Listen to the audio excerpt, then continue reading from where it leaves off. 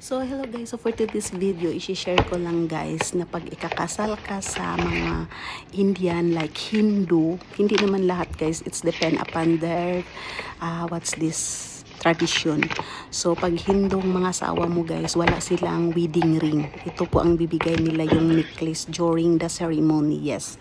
At saka yung necklace guys, yung pendant niya kakaiba, parang may sign sila, yes. At once na i-wear mo daw yan, malalaman ng kapwa India na married ka na po. Yes, so be careful kayo kasi ang mga lalaki na mga Hindu, hindi yan nagwi-wedding ring. Wala silang wedding ring, pero mayroon silang engagement ring, guys. Yes, so I have an engagement ring, pero si Cutie Pie ayaw niya magsuot kasi hindi siya mahilig sa jewelry. Yes. So look at guys, ganyan mga pendant nila mostly, pero mayroon ding ibang design guys. So nabili lang namin yan guys sa Indian jewelry store like Kalyan or kahit ano ibang Indian jewelry store. Hindi mo yan mabibili kahit saan. Ayan, take note guys ha.